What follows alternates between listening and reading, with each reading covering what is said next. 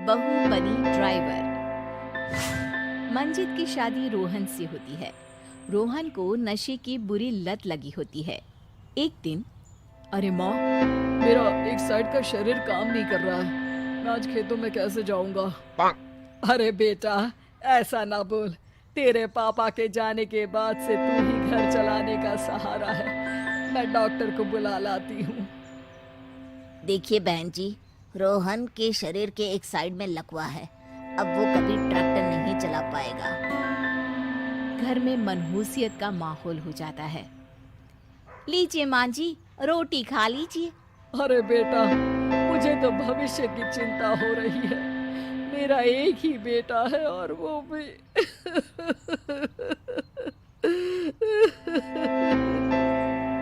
माँ जी, आप चिंता न करें। जब तक ये बीमार है मैं खेत जाकर काम कर लिया करूंगी।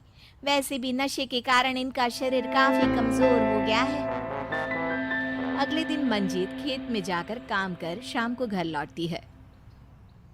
ये ले बेटा, पानी पी ले। कैसा रहा काम का पहला दिन? माँ जी, काम तो ठीक है, लेकिन मैं अगर ट्रैक्टर चलाना सीख लूँ ना तो काम और भी आसान हो जाएगा। अरे बेटा, दुनिया क्या कहेगी कि औरत होकर ट्रैक्टर चला रही है?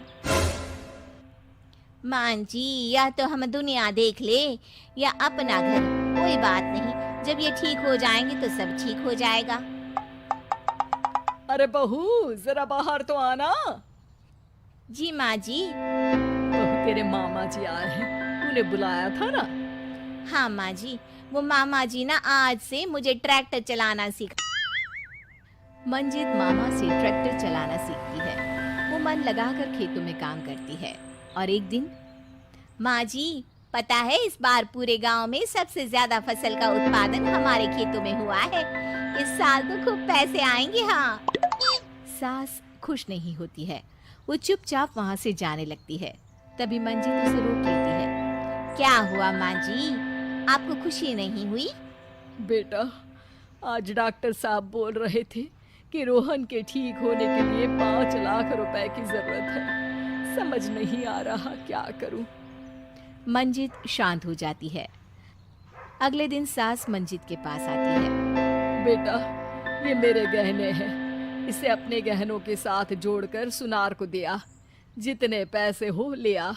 डॉक्टर को आज ही देने हैं। मंजित अपने गहने और सास के गहनों को लेकर दुकान में बेचकर पैसे लेकर घर आ जाती है। माँ जी, सिर्फ 3 लाख रुपए का ही इंतजाम हो पाया है। बाकी के पैसे कैसे आएंगे? बेटा, अब तो एक ही चारा है। हमें जमीन भी बेचनी पड़ेगी। माँ, खेत बेच देंगे तो खाएंगे क्या? अरे बेटा, कोई दूसरा चारा भी तो नहीं है। रोहन ठीक हो जाए तो वो मेहनत करके इससे भी बड़ी जमीन ले लेगा। सास बहू मिलकर खेत भी बेच देते हैं। अब पूरे पैसे लेकर सास डॉक्टर के पास जाती है। डॉक्टर साहब, ये लीजिए सारे पैसे।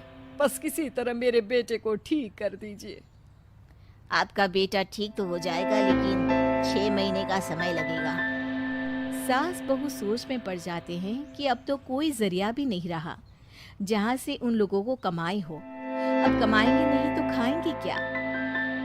माँ जी, मेरे माता पिता ने लड़की होने के कारण मुझे ज्यादा पढ़ाया लिखाया नहीं, लेकिन ट्रैक्टर चलाना सीखकर मैं कुछ काम करने के लायक तो हो ही गई हूँ। अरे बेटा, ट्रैक्टर अब कहाँ चलाएगी? खेत तो बिक गए हैं। माँ जी, मैं किसी और के खेतों में दिहाड़ी में काम कर लूंगी। कुछ तो पैसे आएंगे ही ना। ये कहकर मंजित काम करना शुरू कर देती है। जैसे तैसे उन पैसों से गुजारा चल ही रहा था।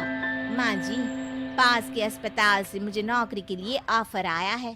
पैसे भी ये 4 गुना ज्यादा मिलेंगे और अब खाने पीने दवाई के साथ हम कुछ पैसे भविष्य के लिए भी जोड़ पाएंगे।